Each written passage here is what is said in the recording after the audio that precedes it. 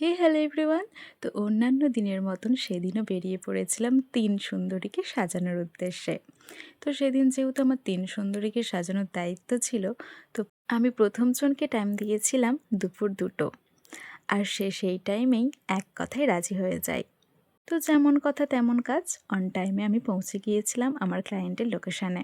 আমার এই ক্লায়েন্টের গল্পটা ছিল একটু অন্যরকম। অ্যাকচুয়ালি আমার এই ক্লায়েন্ট থাকে মুম্বাইয়ে। তো ওর কোনো রিলেটিভের বিয়ে অ্যাটেন্ড করতেই ও এখানে এসেছে। আর আমার ক্লায়েন্ট যেহেতু ওর বিয়ের সময় সুন্দরভাবে সাজতে পারেনি, তো সেই আফসোসটা ওর মধ্যে রয়েই গেছে। তো ও আমার কাছে আবদার করেছিল একটা সুন্দর গর্জাস লুকের। আর আমি ওর রুমে ঢোকা মাত্রই ওর রুমের প্রেমে পড়ে গেছি। একদম সাজানো গোছানো একটা রুম। সাধারণত আমাদের এখানে মফস্বলে এরকম রুম দেখাই যায় না। তো সেই তুলনায় আমাদের কাছে ছিল রুমটা অনেকটা স্পেশাল। তবে এই রুমের প্রত্যেকটা কণা আমার ক্লায়েন্ট সুন্দরভাবে সাজালেও আমার বিশেষ করে চোখ গিয়েছিল এই কর্নারটাতে। যেন আমার ক্লায়েন্ট ভীষণ পরিমাণে পারফিউম অ্যাডিক্টেড। তাই যত পারফিউমই দেখে সেটা ভালো লাগলেই ওর নিজের স্টোরে সেটা বন্দি করে নেয়। যে অ্যাডিকশনটা বিভিন্ন মানুষের বিভিন্ন বস্তুর মধ্যে হয়ে থাকে। আর চোখ গিয়েছিল এই সুন্দর সুন্দর মিল্কি বারগুলোর দিকে। আমি যেমন ফার্স্ট দেখাতেই ওদের সাথে মিশে গিয়েছিলাম, ওরাও ঠিক যেন আমার সাথে ফ্রেন্ডলি হয়ে গিয়েছিল। তো আমার ক্লায়েন্ট মৌমিতা যতক্ষণ ফ্রেশ হচ্ছিল ততক্ষণ আমি ওদের সাথে একটু টাইম পাস করছিলাম বলতে পারো। আর আমার ক্লায়েন্ট মহির এই সাজানো সুন্দর রুমটার কমপ্লিমেন্ট দিচ্ছিলাম। তো তারপর আস্তে আস্তে আমাদের সমস্ত প্রোডাক্ট আমরা বের করে নিয়েছিলাম। আর এই যে আমার অ্যাসিস্ট্যান্ট, সেও রিলস করতে ব্যস্ত। আর এই যে আমি মিরর সেলফি অ্যাডিক্টেড। তো যাই হোক, মজা করতে করতে অনেক না করার পরেও আমাদেরকে কিছু খাবার সার্ভ করা হয়, বাট আমরা একদমই না করে দিই, কারণ মিষ্টি আমি একদমই পছন্দ করি না। তো আমি এখানে মইকে জিজ্ঞাসা করে নিচ্ছিলাম যে ও এগুলো অ্যালাউ করবে কিনা, যে ওর আমি রুমের ভিডিও হারিয়ে নিয়েছি সেগুলো আমি পোস্ট করতে পারি কিনা, কারণ এটা অনেকের ব্যক্তিগত প্রবলেম থাকতেই পারে। তো ও আমাকে একদমই পরিষ্কার বলে দিয়েছিল যে না, আমার কোনো সমস্যা নেই, তুমি পোস্ট করতে পারো। তো ও যেমন মিষ্টি দেখতে তেমন মিষ্টি ওর ব্যবহার। কাজ করতে করতে মনেই হচ্ছিল না যে আমরা একে অপরের সাথে ফার্স্ট টাইম মিট করেছি। এতটাই কম সময়ের মধ্যে ফ্র্যাঙ্কলি হয়ে গিয়েছিলাম আমরা।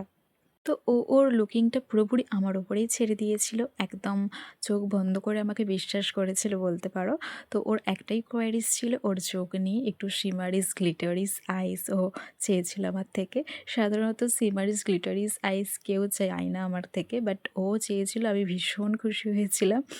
আর কথা বলতে বলতে ওর বেস মেকআপটাও ডান হয়ে গেছে, তোমরা দেখতেই পাচ্ছ। আমি কিন্তু এখনও ওর গলাতে কোনো ফাউন্ডেশনই ইউজ করিনি। তো করতে করতেই ওকে আমি মিররে দেখাচ্ছিলাম যে দেখো তোমার কোনো কোয়ারিশ আছে কিনা, বা আমি যতটা যা করেছি তোমার পছন্দ হয়েছে কিনা। তো ওর চোখের খুবই কমপ্লিমেন্ট দিচ্ছিল নিজেই।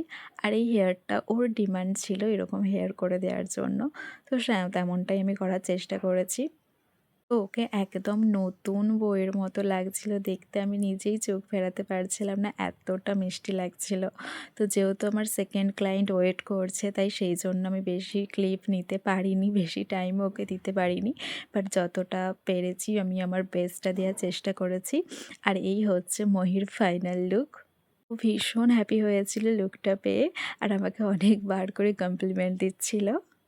তো আমরা ভীষণ তাড়াহুড়োর মধ্যে ছিলাম, তো তার মধ্যেই কয়েকটা ভিডিও নিয়ে নিয়েছি। কারণ আমার এত সুন্দর মিষ্টি ক্লায়েন্টকে তোমাদেরকে না দেখাতে পারলে আমার নিজেরই হয়তো আফসোস হতো।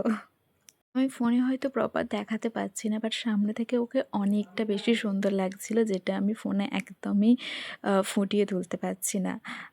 আমার সাথে যে অ্যাসিস্ট্যান্ট ছিল ও আমাকে বলছিল যে তুই তোমার এমনি রিয়েলে দেখতে বেশি সুন্দর লাগে তোমার ক্লায়েন্টদেরকে, কিন্তু ছবিতে অতটা ভালো লাগে না। বাট কী করা যাবে, জানি না কেন এই প্রবলেমটা হয়। তাও তোমরা সবাই আমার প্রোফাইলে ছবি দেখেই আমাকে বুকিং করো, এটা আমার জন্য ভীষণ বড় ব্লেসিং। তো অনেকটা কম সময়ের মধ্যে আমরা সমস্তটা কমপ্লিট করে নিয়েছিলাম। লাস্ট মোমেন্টে এসেও আমাদেরকে খাইয়ে ছাড়লো না আমার ক্লায়েন্ট। আমরা যেহেতু কেউই মিষ্টি খেতে একদমই পছন্দ করি না, তাই অনেক রিকোয়েস্টে একটু জুস খেয়ে জাস্ট বেরিয়ে পড়েছিলাম সেকেন্ড ক্লায়েন্টের উদ্দেশ্যে। তো আজকের ভিডিওটা আমি এখানেই শেষ করছি সূর্যাস্তের সাথে। তো নেক্সট ভিডিওতে আমার নেক্সট ক্লায়েন্টের গল্প শুনতে একদমই কিন্তু মিস করো না। আবার পরবর্তী ভিডিও নিয়ে খুব তাড়াতাড়ি আসবো। টাটা সবাইকে।